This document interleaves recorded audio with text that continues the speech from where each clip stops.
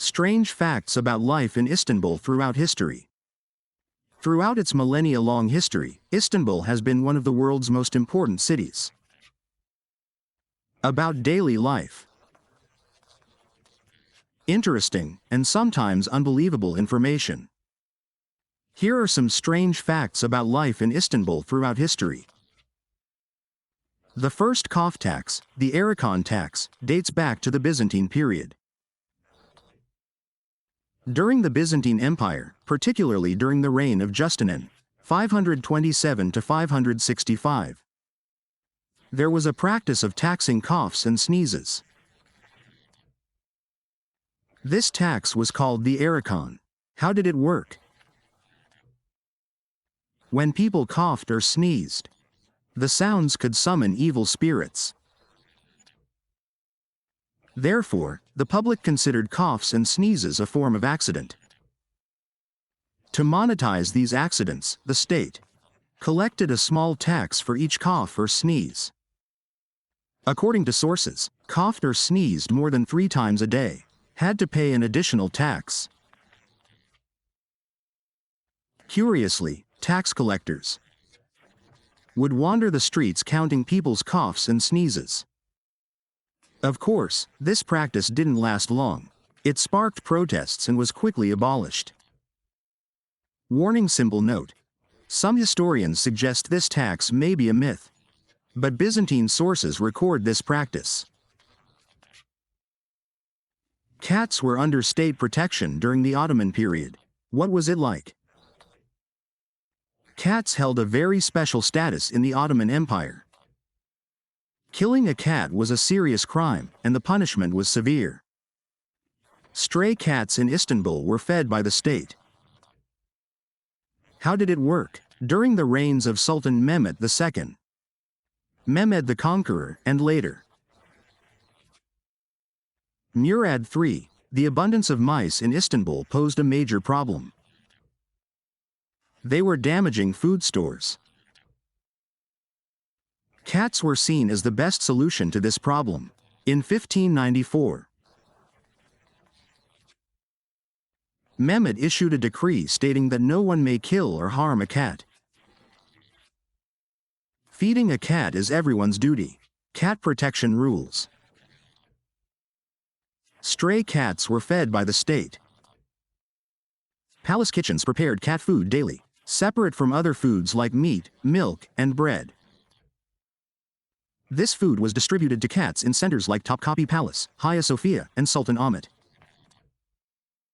There were even special kitchens called cat kitchens. These kitchens cooked food not only for humans but also for cats. Killing a cat was a crime. Anyone who killed a cat would be fined heavily.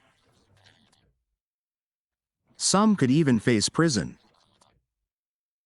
According to sources, anyone who killed a cat could face the same punishment as someone who killed a human. The cat is sick. There were cat hospitals in Istanbul. Sick cats were treated by private doctors. These hospitals were funded by institutions like Darüşşafaka. A cat registration system. Cat records were kept in some neighborhoods. Cat ownership and nutritional status were noted. Cat cemeteries. There were special cemeteries for cats. The cat cemetery in Kadıköy and the cemeteries in Üsküdar still exist. Some of these cemeteries date back to the 17th century. Oddly enough, the numerous stray cats we see in Istanbul today are actually the result of a government policy that dates back 500 years. Istanbul is considered one of the cities with the highest cat population in the world. And this owes entirely to this peculiar Ottoman policy. Turkish cat. The bathhouse, and the deafness or muteness of its staff. What was it? During the Ottoman period, most of the bathhouse attendants were deaf or mute. There was a very strange reason for this. Why? Bathhouses were places where very private and confidential conversations took place. especially when the wealthy, statesmen, and merchants visited the bathhouse. They would discuss business and their private lives.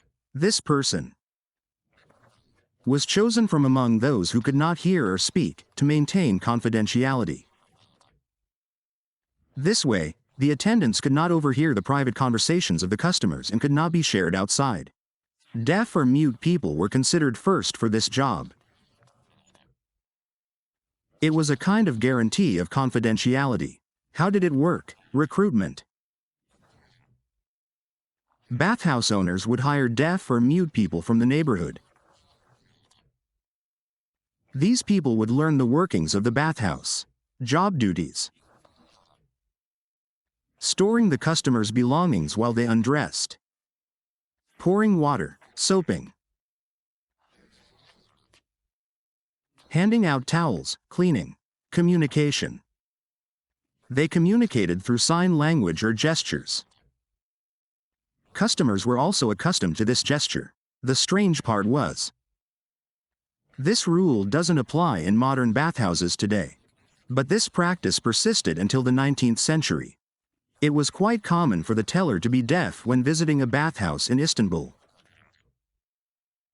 It was considered one of the most primitive and effective forms of privacy technology. Night watchmen shouted the time and weather. During the Ottoman period, night watchmen, or kavas, would roam the streets, loudly announcing the time and conditions.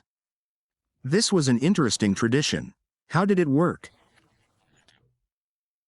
Every night from 9 p.m. to 5 a.m., watchmen, usually security guards called kavas, would patrol the streets.